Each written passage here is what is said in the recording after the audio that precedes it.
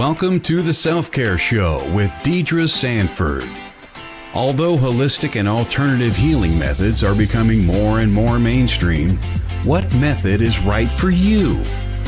How do you find a practitioner once you've chosen to explore an alternative therapy? Each week, Deidre will explore a different modality with practitioners who will explain their modality and the benefits they and their clients have received through their sessions. She and her guests may also offer live readings during the show. Now, your host of the Self-Care Show, Deidre Sanford.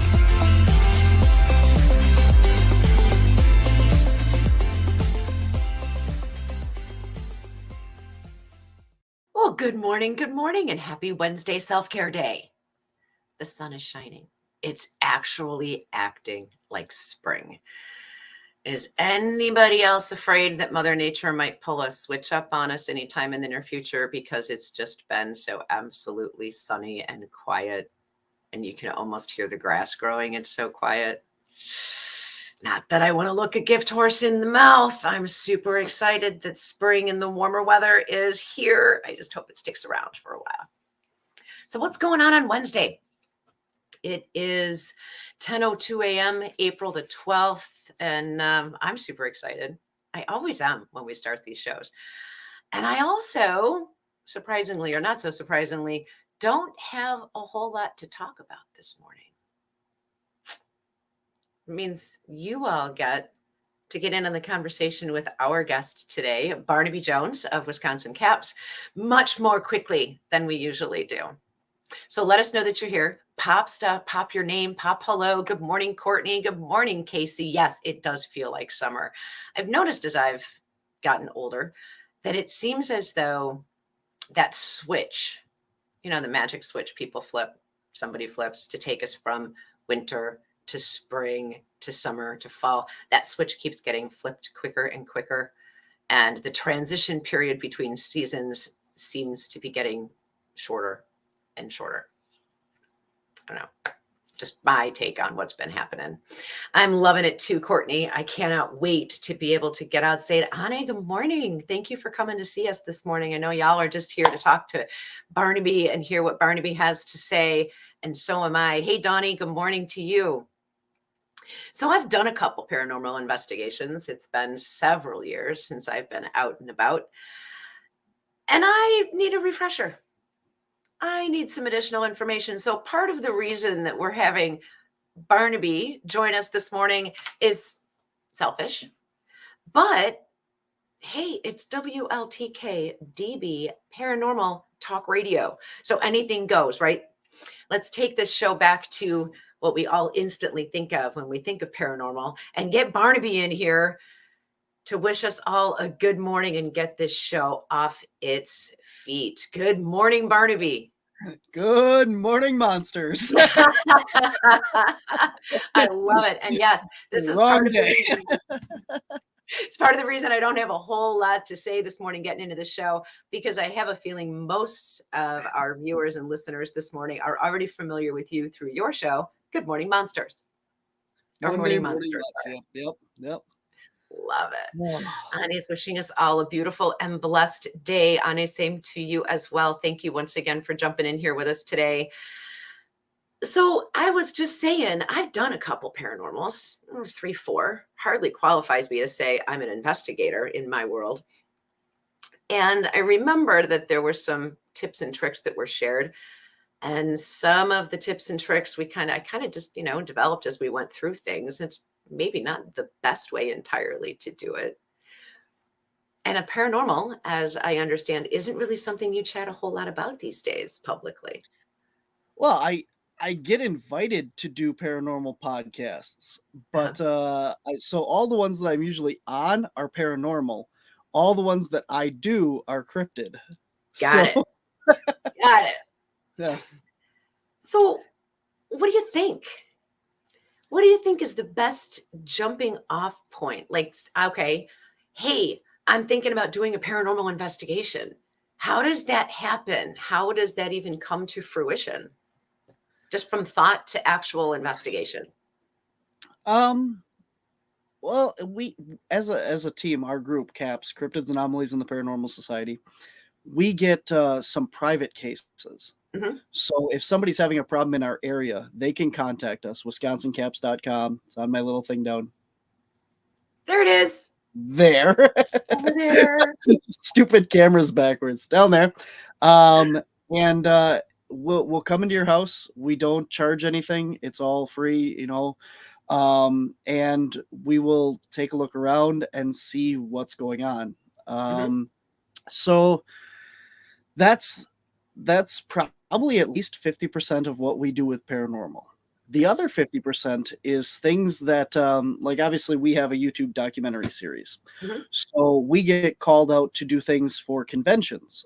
We were just down in South Carolina at the Haunting at Hoggood Mill Paracon. And during this event at night, we could also do the paranormal investigation of the location. So while we're down there, we can do these different locations, and we Yeah. shoot for our documentary as well while we're down there. I know you said off air you're going to be at Spirits in the Spring. I know that Yeah. they're doing a similar event. Mhm. Glen Beulah this fall in Wisconsin here. We also have I think there's two different locations. One is the Sheboygan Asylum that you can go, and a lot of the speakers are going to be tour guides. I'm going to be one of the tour guides that Awesome. weekend, so you can come investigate with me. And I don't know if there's tickets still available for that, but so a lot of the times that's where we do our other investigations, or we get for our convention, the Marinette Menominee Bigfoot Convention Y- in June here. We also got asked to do a documentary of the paranormal activity in downtown Marinette Menominee. So Very cool. Menominee, but yeah. So I that's love where we hearing about everything you've got going on and how people can find you up close every and single personal. weekend. And yeah, that's amazing. Very cool. So, from the moment you get that phone call as an Mhm. investigator, what happens on your end? Okay.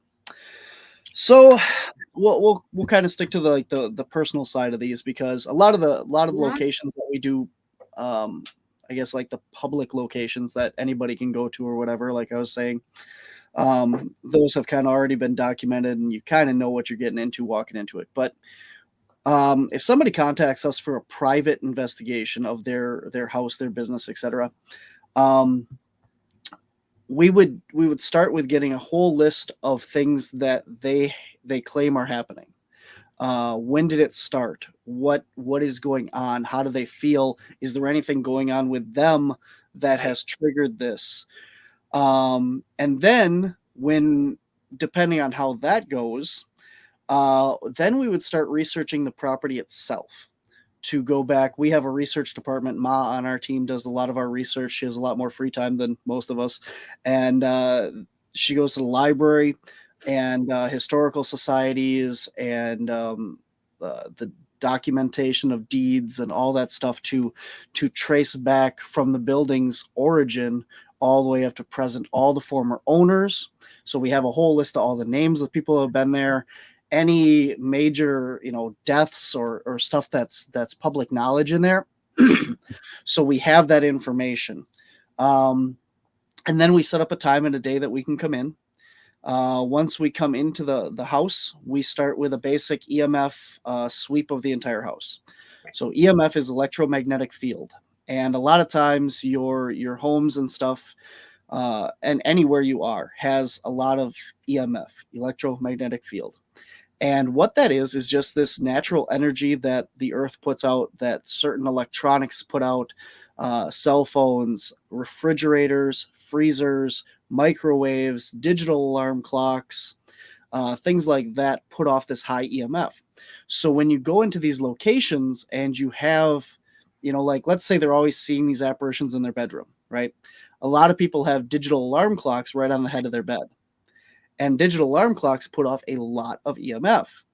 So one of the things we can look at is, well, are you only seeing it when you're laying down in bed in a certain position and your head is right by this alarm clock?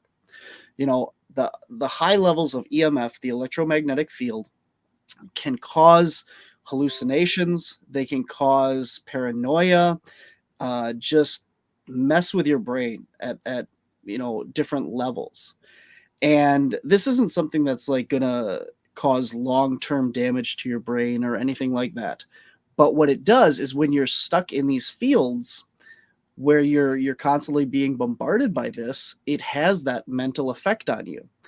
We did a restaurant, and one of the cooks in the back was constantly having stuff happen, and there was a lot of stuff going on in this place.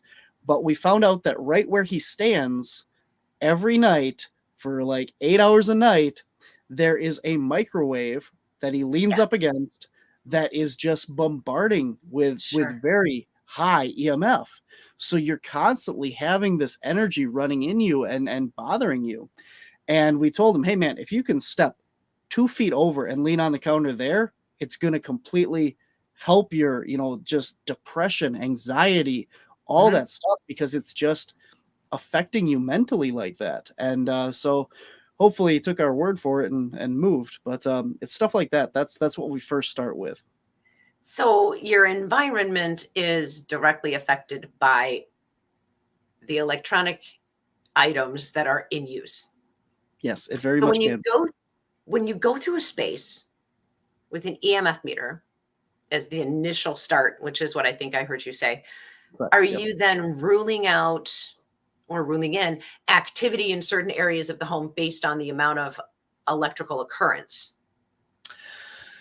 Yes and no. We don't want to say that the EMF is causing the paranormal interference.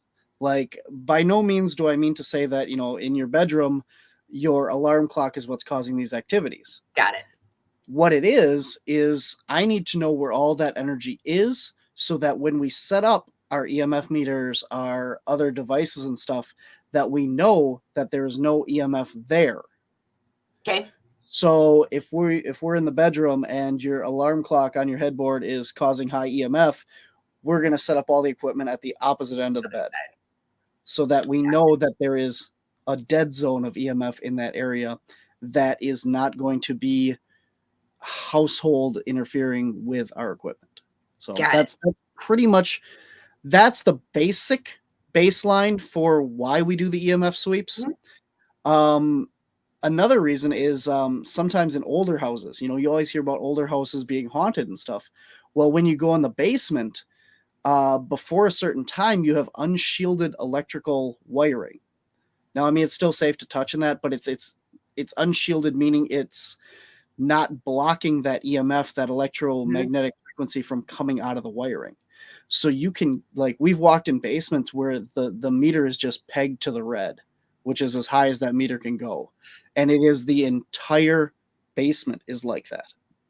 So anytime that you're walking in these basements and stuff, you always hear about basements being so creepy and paranoid and stuff. Well, in these older houses, when you have this unshielded wiring and that you have that energy down there to begin with.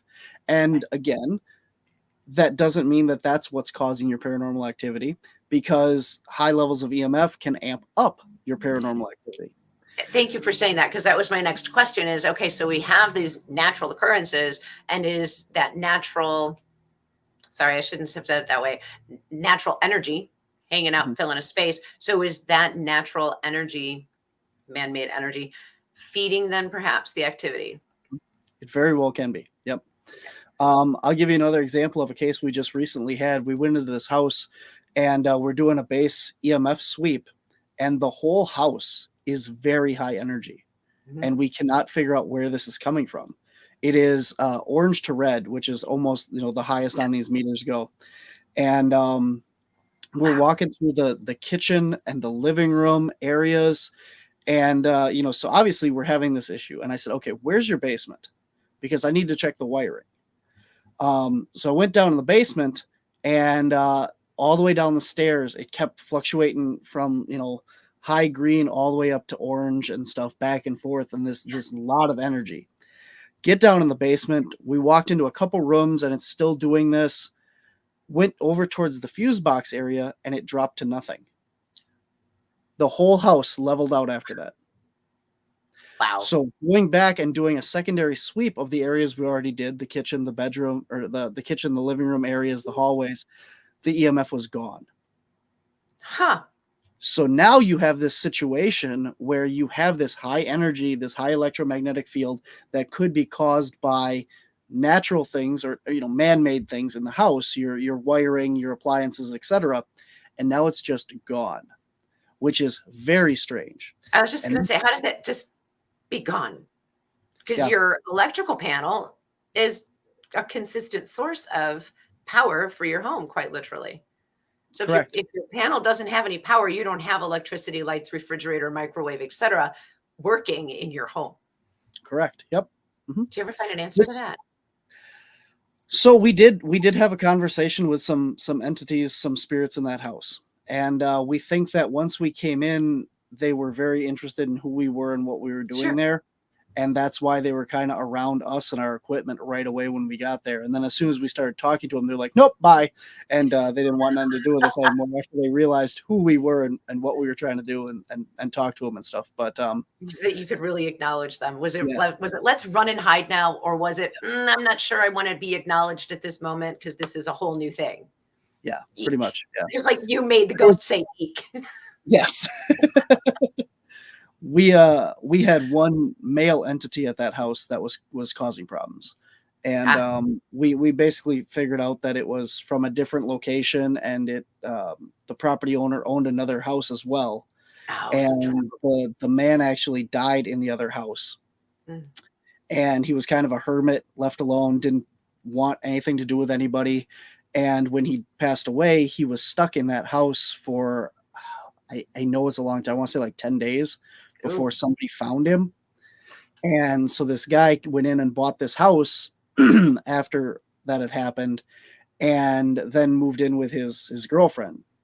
So he still owned the other house, but he doesn't go there anymore. So this ghost now is coming to his girlfriend's house where we were at and causing problems because this guy bought his house, got involved in that and then just ditched him, and so that's kind of where we ended up with that whole situation. Is this kind of this missed his guy buddy. was, just lonely or didn't like him in his house or didn't want him in his house, and now was coming here to interfere and stuff. And Wow. So they can and do travel. sometimes, yeah. Mm-hmm. What do you suggest that this gentleman do then to not have him traveling back and forth and interfering at the second location?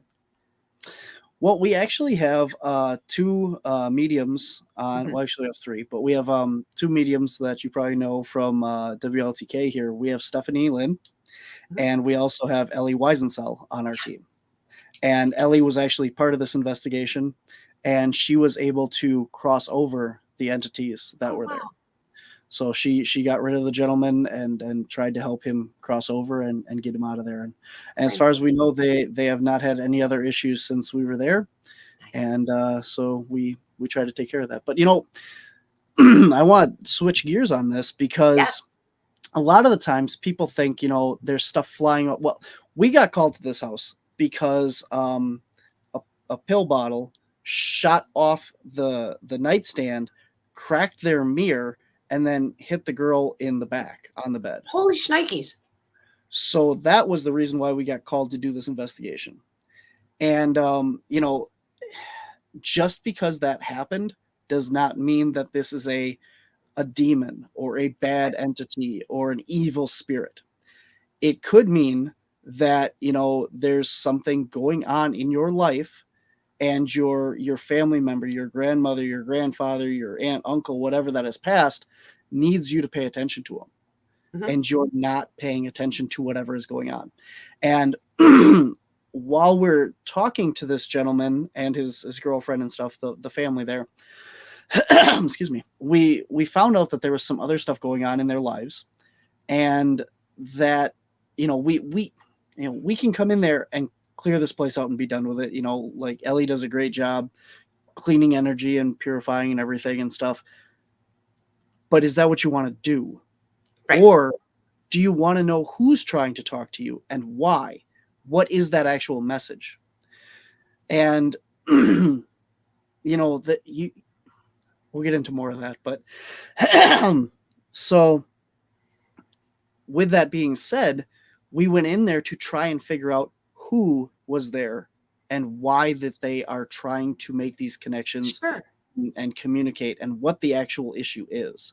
Because if this is something that, you don't want to get rid of your grandma because she's trying to tell you that you're Right. about to have a heart attack, or something like that. But, Right. if the guy down the road is haunting you and he needs to leave you alone and he needs to go where he needs to go, well, then you need to get rid of him. Right. But, yeah. It's not always a case of, oh boy, let's take it to the extreme, because I think that's what most people automatically think of when they think of these kinds of situations that you're talking about. Good versus evil. It's not necessarily weighed that way Mhm. when we look at these things. Who is it?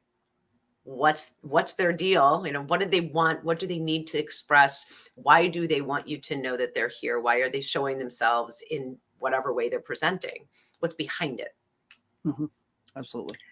So you're talking also about maybe there are other things going on in your life. Mhm. And one of the things that I've heard fairly consistently in different circles is your own frenetic, your own energy, right, is affected by your emotions, your thoughts, Mhm. your feelings. Thoughts and feelings are emotions, emotion. So if you're going through something particularly heavy, you're always carrying a lot of anger. Teenagers, in all of their hormonal shifts with their rampant emotions, often, from what I hear, can attract or help promote activity in their home, because it's predominantly where all their energy gets built up. Mhm. What do you have to say about that?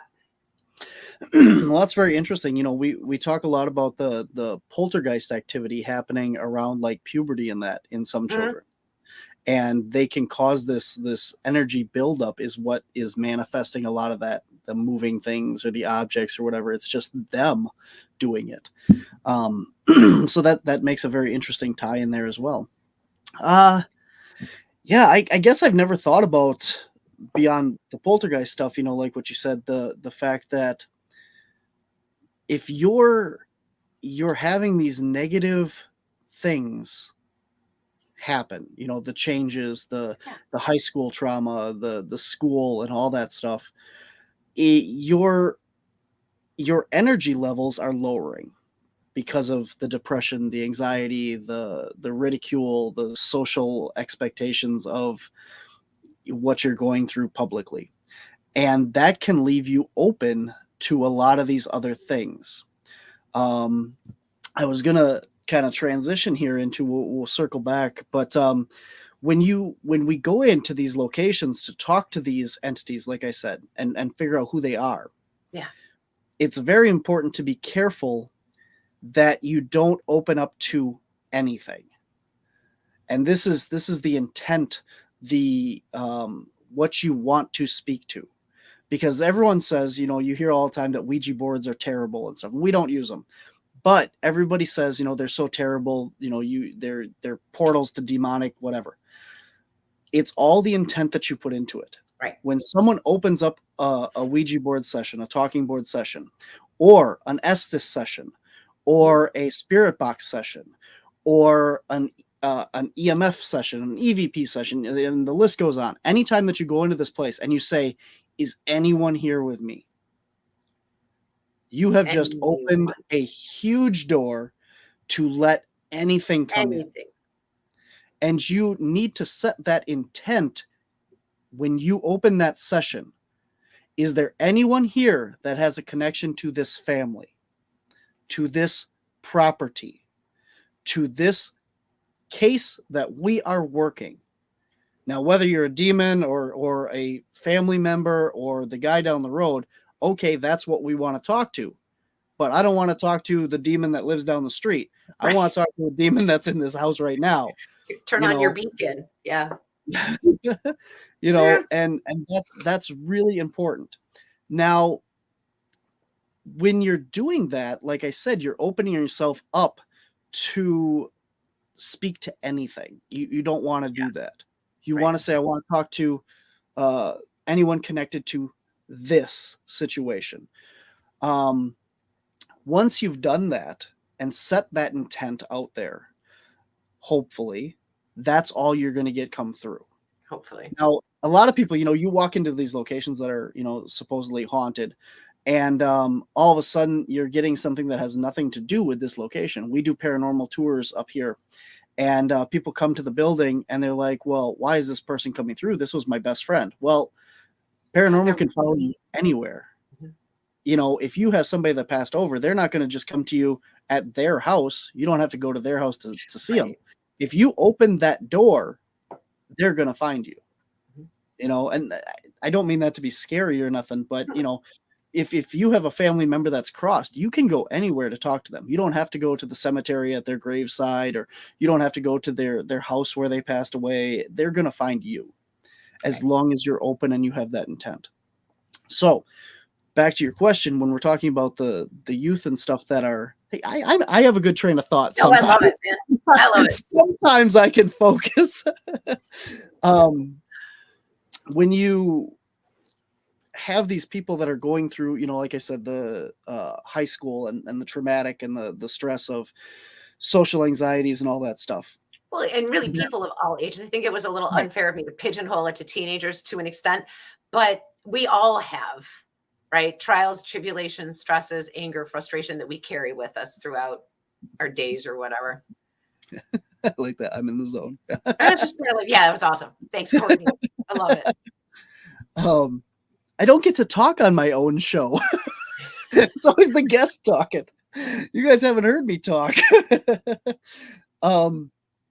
So right. Anybody that's going through any of these situations and stuff, the lower your vibration, the more stress that you're under, the more you're opening yourself up to these things, to be brought in, to attach to you. One of my fellow members of the team, we did a very interesting episode called The Test. And the two members of my team, Cosmic Fathom, who is a empath, and Derek, who is a medium. We took them both out to blind locations. They didn't know where they were going at all. I didn't know what the situation was. Another member of my team chose these locations of traumatic incidents, right? And we said, okay, tell me what happened here. And both of them were able to, within their powers, describe what had happened. So it's the episode called The Test. It was season 2 of our shows on YouTube, Wisconsin Caps on YouTube. And but during that episode, if you watch towards the end, Fathom goes off on this lecture. I don't know how to say it, but she does this whole monologue thing at the end where she talks about how, prison guards and stuff and police officers go into all these situations that are very dark energy, very negative, and it's all attached to them. And when you have that lower energy, that lower vibration, they bring it home with them. Right. And they carry it into their daily lives. And it's a very interesting piece of audio. If you want to go listen to it, like I said, the episode is The Test, but she gets into this, all about like how this works and why, and, the traumaticness of these people and what they're dealing with. And then it attaches to them. And, that's like what we're talking about with the kids and stuff, and this is when they're experimenting, like the high schoolers and stuff like we were talking about. They start doing drugs or something. Well, now that they want to fit in with this crowd of their peers and the peer pressure and all that stuff, the drinking, the alcohol, the drugs and all that stuff, it lowers that vibration. You're putting them in a bad situation and it snowballs out.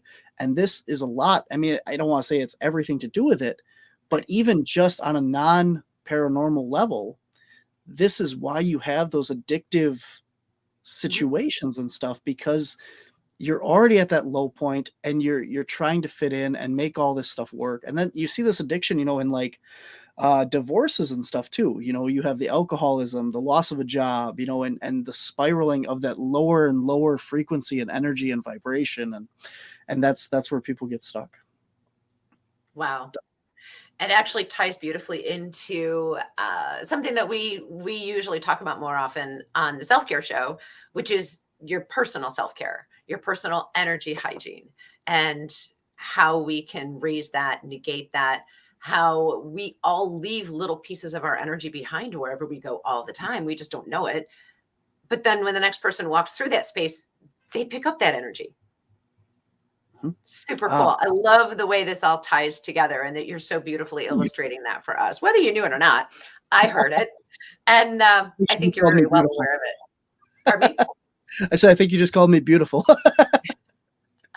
You're very well aware of it. And the way you illustrate it and you tie those things together is fantastic. I love it. Hey, we're going to take a super quick station break. Anne, Dawn, Courtney, everybody hang in there with us. We're going to be right back.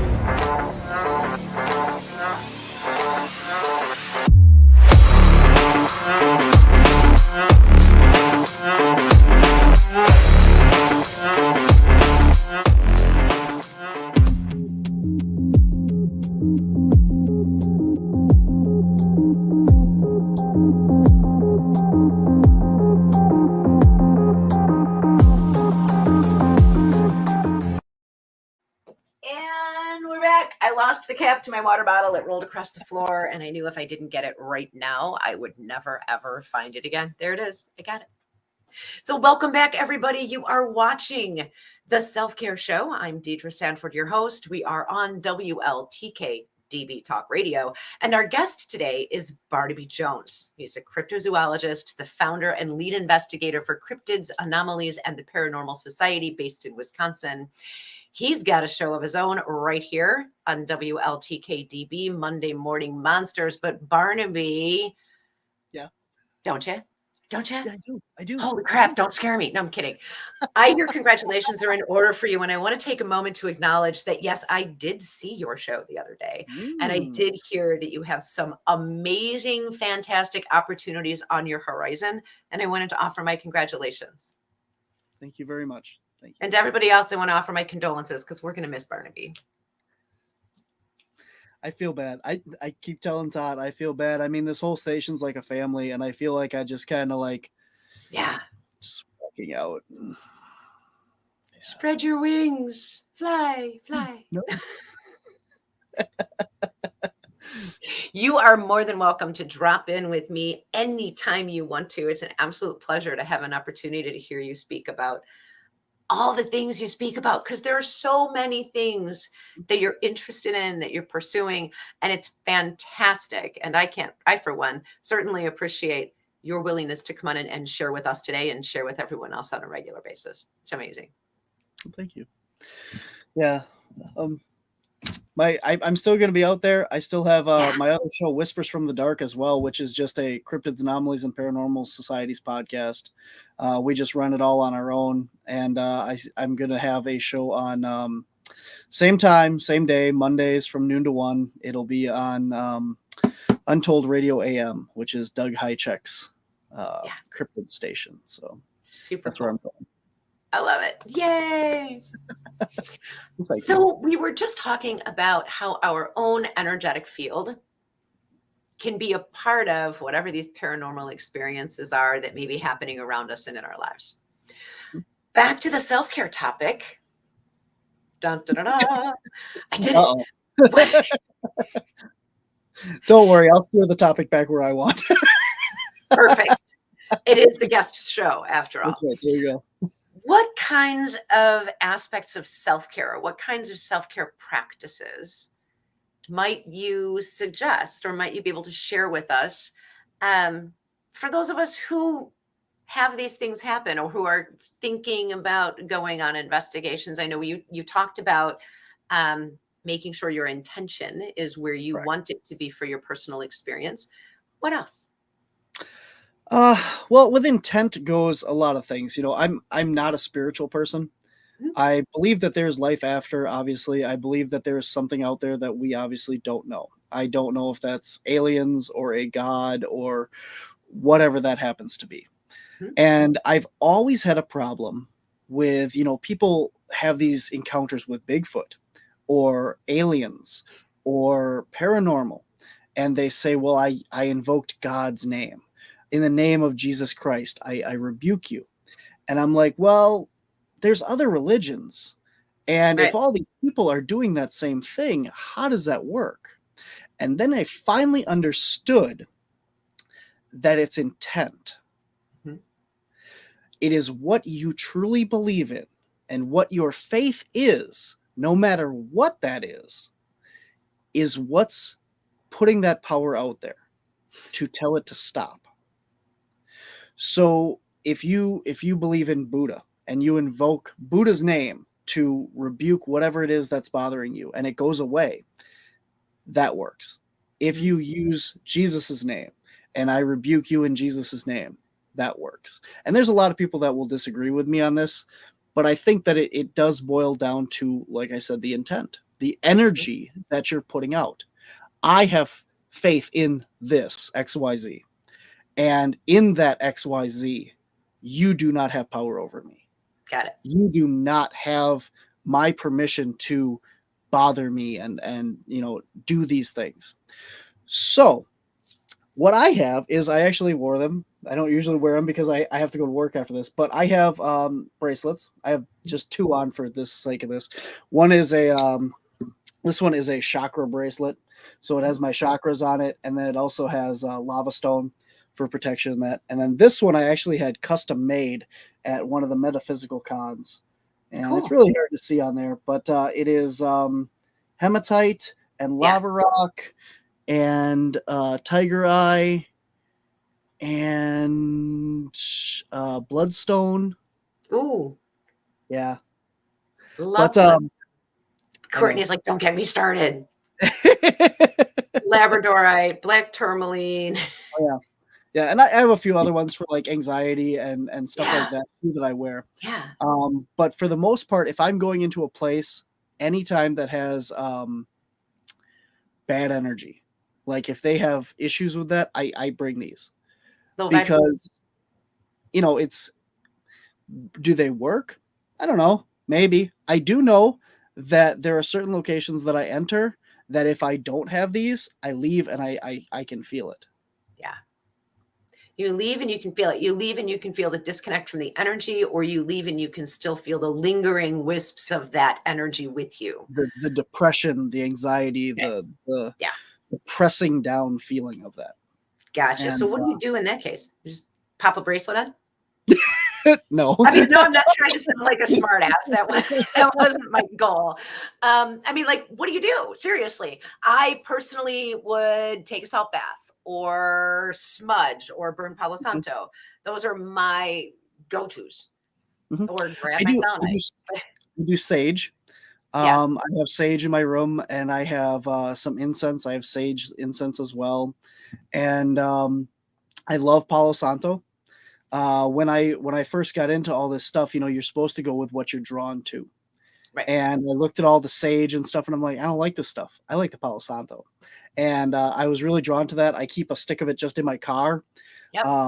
Wherever we go, it's just in there. I don't have to burn it. It's just there for protection and warding and stuff. And I have that. I have all of my stuff when I take it off. I have, God, I can't think what it's called, selenite bowls. And yeah, and I put all my stones and stuff in there. My bracelets Yeah. all lay on a selenite rod every night. And I also, even if I'm not going anywhere, I actually have this, which is snowflake obsidian. Ooh, beautiful. And if anybody actually listens to Whispers from the Dark, you can listen to the episode where I actually got this. It was at the Soul and Synergy Expo in Eau Claire, sorry. And the booth next to us was selling these things, these stones. And I saw this and I was drawn to it. And the lady that was there wasn't at her booth at the time. And so we were recording a podcast with Sky Chen. And during the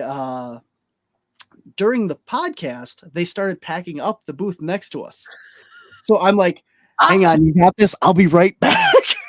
I left the podcast, walked over, bought this, and I came back. And so I had Cosmic Fathom, who's on my team, and I had Sky Chen there. And I said, all right, you guys both claim to know all about stones and energy and stuff. This rock called to me in the middle of this podcast. And you have to listen to the episode because I can't remember exactly what it is and stuff that it does. But Sky basically called me out. And he's like, you need that rock. And I'm like, fine. I guess I need this rock. So ever since then, I've worn this rock every day. But it's obsidian, so it's grounding.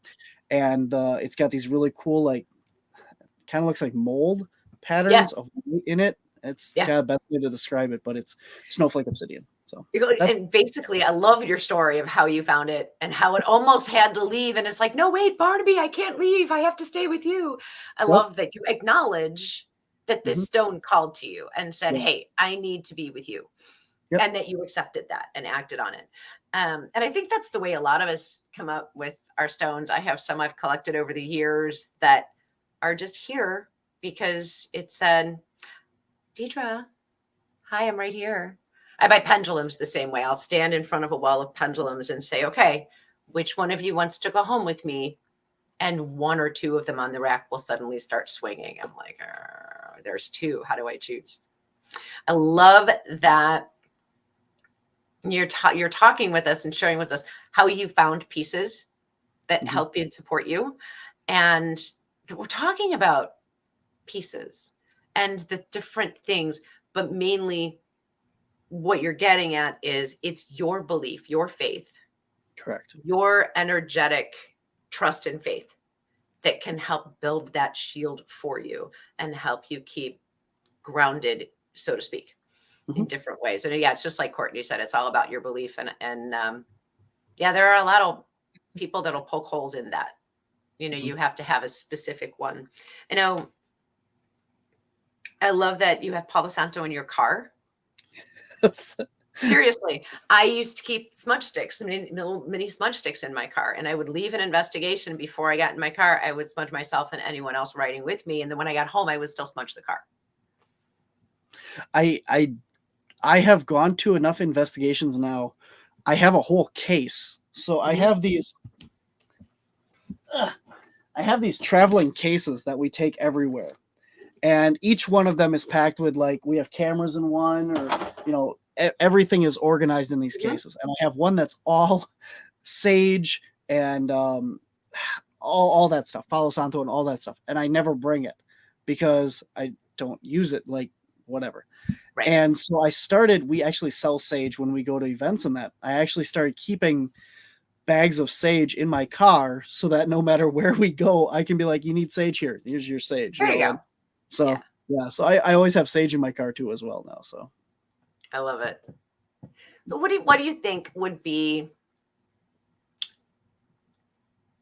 like your number one checklist for peeps who may be heading out on their, let's say, very first paranormal investigation? And it doesn't have to be checklist of material things, not specific crystals or whatever, but what would you say to put in your kit? I started out with an EMF meter, including intention. Yes. Yeah. Okay. Well, we'll start with gear because we haven't talked about that. Yeah.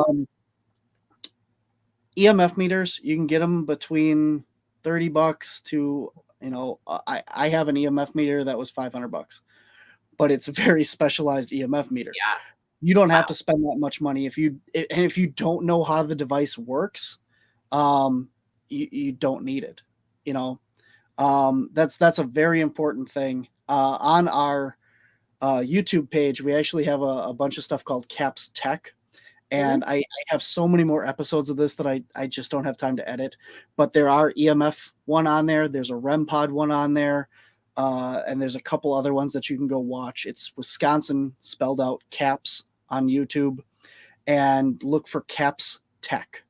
And you can watch, I explain how to use a lot of this stuff in that. And we have more stuff coming from that. A lot of other cool stuff coming. But anyway, your EMF meter, basic, an audio recorder, and a camera. I mean, you can use your phone. Don't download them stupid Spirit Box apps.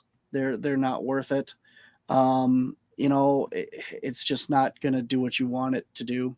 It's going to feed you a lot of junk and all those spirit detectors on your phones. Your EMF meter on your phone may work, but it's still gonna, if you're downloading an EMF meter on your phone to ghost hunt specifically, and you download one that's specifically for that, it's probably fake. It's just gonna give you your phone has its own EMF. Right. Yeah, exactly. No one picking that up. EMF. That's a good point. If you're going to do an investigation, put your phone on airplane mode or turn it off. Or leave it in the car. Yeah, even if you're not using it actively, your phone is constantly sending out signals to update your email, update your Facebook, update any of your messages. It's looking for that data back and forth, and it's going to constantly be interfering with your EMF and all your equipment. So, and you probably won't have any battery by the time you're done anyway. So yeah. EMF meter, audio recorder, camera. That's a good starting place. And like you said, intent. Know what you're going out to look for. Know who you want to talk to. Do your research wherever you're going. Don't just go out there and try and make contact with anything, because you're going to get something. So you're a proponent of researching your location prior to the investigation. Would that be for the whole team, or would that just be for like your anchor person who would be a point of reference for section that does it? Yeah. Yeah. Because I know when we did it was always blind for everyone except the leader of the group. Yes. Because we didn't want to be predisposed, or she didn't want us predisposed to names. Yes.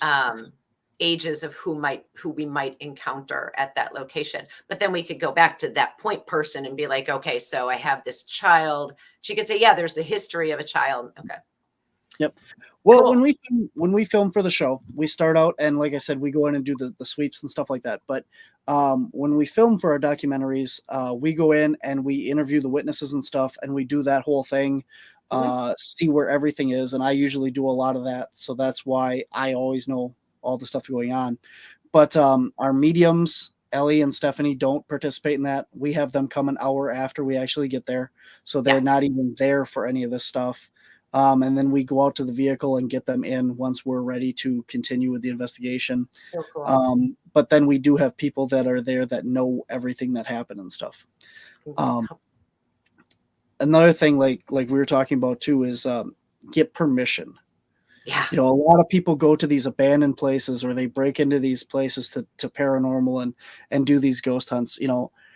I don't do that.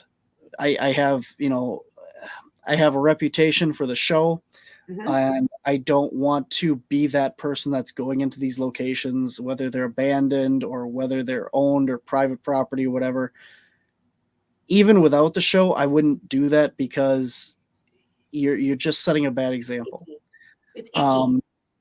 Yeah, it really is. You don't know what's there. You don't know what you're going to run across. And even from just a personal standpoint, it's not safe. Yeah. You go into some of these locations, the floors are rotted. They're abandoned for a reason. And, if you know who owns it, if you know the people, you can get permission, tell them what you want to do. It's, paranormal and Bigfoot and all this stuff is much more and more mainstream nowadays. Yeah. That if you just say, hey, this is what I want to do, I'm going to be respectful. I, want to take some pictures. I want to do an investigation. Ask them. And if they say yes, great. Now you have permission to go to all these places. I love that you said be respectful. I think that's actually part of the self-care, part of taking care of yourself on an investigation. Would you agree with that? Yeah, definitely. All these entities, these ghosts and stuff that you're dealing with, it's very rare that you're going to run into a demon or something that's not human. There are a lot of choosing words here, dick people out there. Yeah. And it's still probably not the best way, but there's a lot of bad people out there. It is what it is. And there's a lot of good people out there. And once in a while, you run into these bad people. And if they're a bad person, even if they're not bad, you know, if they're lonely, if they want to be remembered, if they're frustrated, you have these demon entities in your house. No, it's just the guy that used to live here whose family abandoned him, and he wants someone, you know, he built this house, you know, and now you've come in and remodeled it. Right. Well, this was his life's work. You know, he built this. It was in his family for 3 generations. He loves this house, and you came in here and tore out the back wall. Yeah. He is mad. You disrespected his house. And yes, it is your house now. I get that. It is But we your don't house. You care. have every right to do with it as you wish, but be respectful. Yeah. When you have that, tell him, hey, I love your house. It's a beautiful house, but it is my house now, and I want it to look like this. You know, and explain that. As dumb as it sounds, Yes. explain it to the entity, the person that is at that location. And you will have a lot better luck, a lot better chance of getting that over with them. They want to be acknowledged. They want to be remembered.